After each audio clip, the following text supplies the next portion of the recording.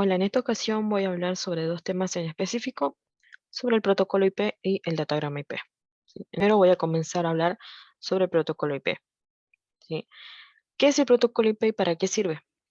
El protocolo IP o Internet Protocol es parte de la capa de Internet del conjunto de protocolos TCP/IP, ya que permite el desarrollo y transporte de paquetes de datos, aunque su recepción no está asegurada. Por lo tanto, el protocolo IP actúa como si fuera una distribuidora de datos encapsulados o empaquetados, los cuales viajan por distintas trayectorias o caminos, siendo por este último por lo que no nos garantiza su recepción. ¿En qué se diferencia el protocolo IP del protocolo TCP/IP? Tanto el protocolo TCP/IP como el protocolo IP se basan en la transmisión de datos en forma de paquetes por las redes, pero se diferencian en que el protocolo IP no asegura la recepción de los paquetes de datos y el protocolo TCP/IP asegura una transmisión fiable, puesto que el protocolo TCP/IP se encarga de controlar la transferencia de datos y el protocolo IP, en este caso, se encarga de identificar la máquina con su dirección IP. Bien, ¿qué es la dirección IP en este caso?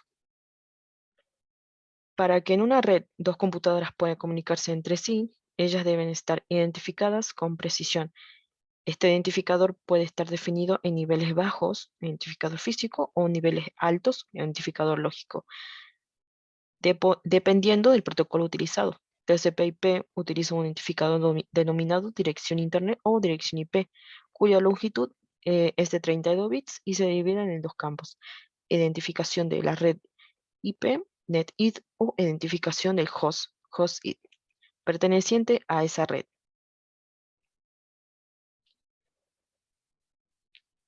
Tomando tal cual está definida una dirección IP, podría surgir la duda de cómo identificar qué parte de la dirección identifica la red y qué parte del nodo en dicha red. La anterior se vuelve mediante la definición de las clases de dirección IP. Para, para clarificar el anterior, veamos una red con una dirección clase A queda precisamente definida con el primer octeto de la dirección, la clase B con con los dos primeros y la C con los tres primeros octetos. Los octetos restantes definen los nodos en la red específica. En este caso quiere decir clase A, clase B, clase C, D y E. Las características del protocolo IP.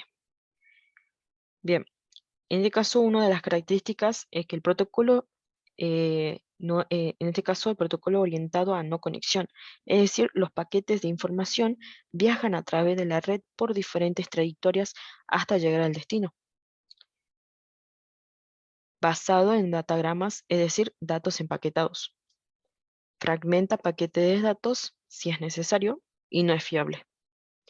¿Cuál es la función del protocolo IP? ¿Sí?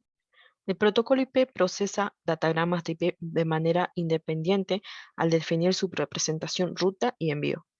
El protocolo IP determina los destinatarios del mensaje mediante tres campos: el campo de dirección IP, campo de máscara de subred y máscara de pasarela predeterminada. El campo de dirección IP, dirección del equipo, campo de máscara de subred, permite al protocolo IP establecer la parte de la dirección IP que se relaciona con la red. El campo de pasarela predeterminada permite al protocolo de Internet saber a qué equipo enviar un datagrama si el equipo de destino no se encuentra en la red de área local. Datagrama IP. ¿Qué es un datagrama? Los datagramas son datos encapsulados, es decir, datos en la que se les agrega un encabezado que contiene la información sobre su transporte, como la dirección IP de destino. ¿En qué consiste esta técnica? Los dos primeros elementos de un datagrama va a ser la cabecera, donde se recoge la información de control, y por otro lado, los datos en sí. Para que estos datos se transmitan, existen dos tipos de técnicas: la orientada a la conexión, llamada circuito virtual, y a la que no está orientada a esta. Nosotros vamos a quedarnos con la segunda opción, puesto que es la que se utiliza para trabajar a base de los datagramas. El funcionamiento de esta técnica consiste en incluir un paquete de información dentro de la cabecera. En esta también habrán sido añadidas las direcciones de los destinatarios que queremos sean receptores de esos datos. Una vez que tenemos completo la primera parte del ensamblaje, necesitamos una vía de transporte para la información. Suelen denominarse como encaminadores, pero nosotros lo conocemos popularmente como router.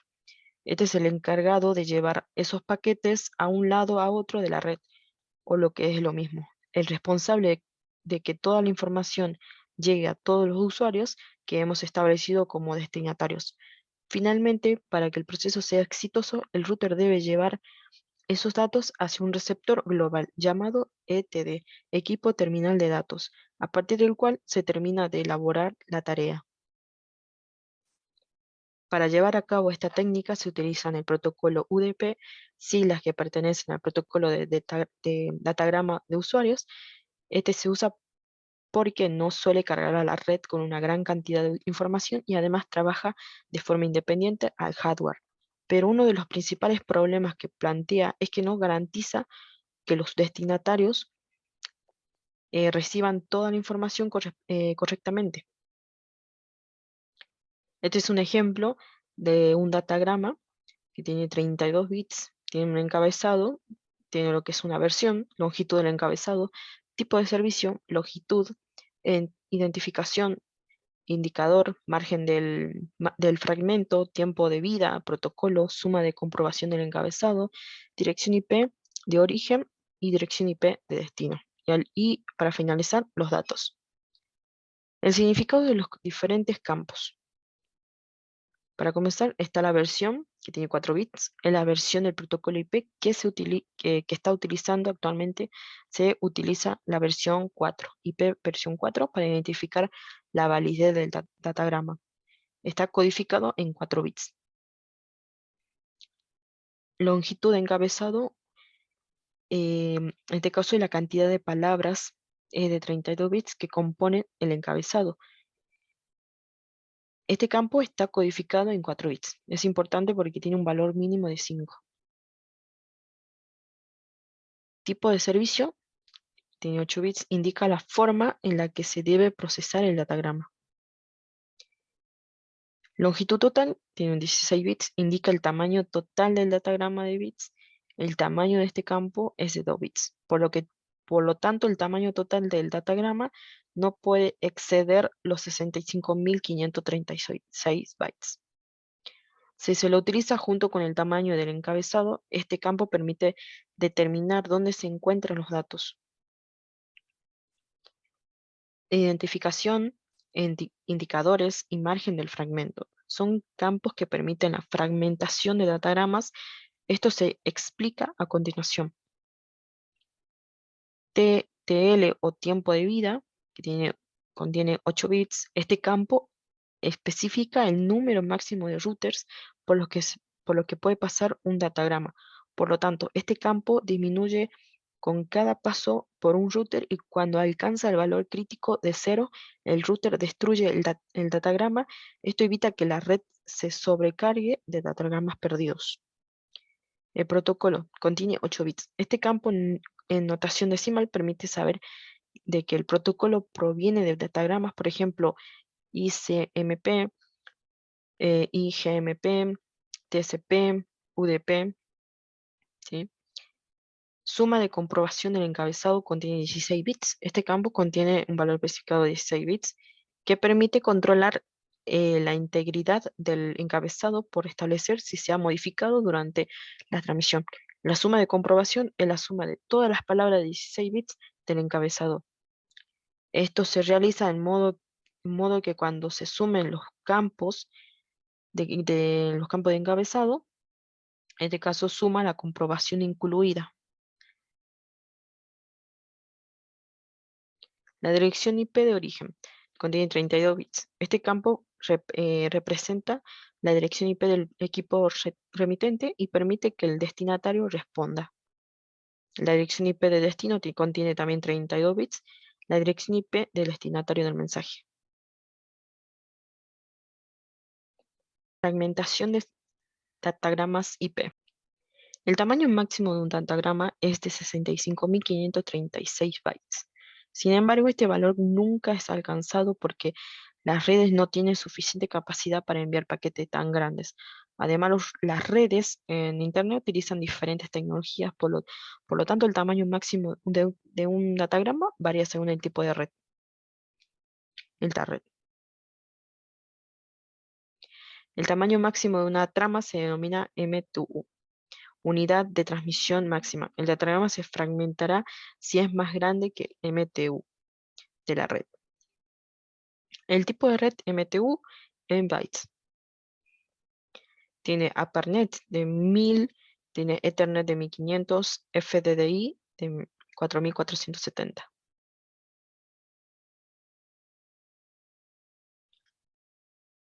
La fragmentación del datagrama se lleva a cabo a nivel del router, es decir, durante la transmisión de una red con MTU grande a una red MTU grande a una red con una MTU más pequeña.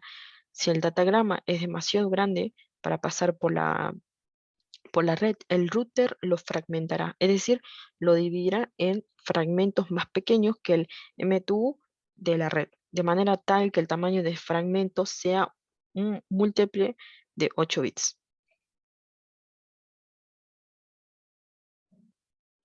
El router enviará estos fragmentos de manera que independiente y los volverá a encapsular, en este caso, para tener en cuenta el nuevo tamaño de fragmento. Además, el router agrega información para que el equipo receptor pueda rearmar los fragmentos en el orden correcto.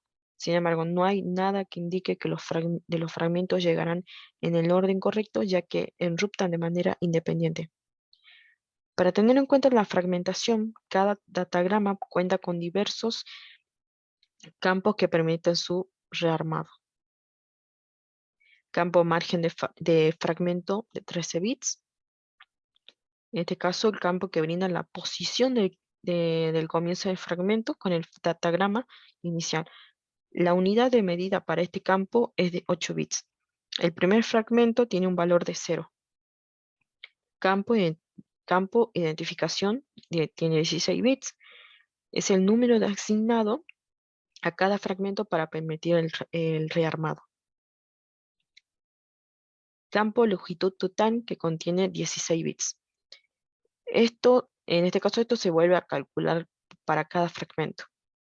El campo indicador, que contiene 3 bits, de caso, está compuesto por 3 bits. El primero no se utiliza. El segundo, denominado DF, indica si se puede fragmentar el datagrama o no. Si el datagrama tiene ese bit en 1 y el router no puede enruptarlo, sin fragmentarlo en este caso, el datagrama se rechaza con un mensaje de error. El tercero, denominado MF, indica si el datagrama es un fragmento de datos.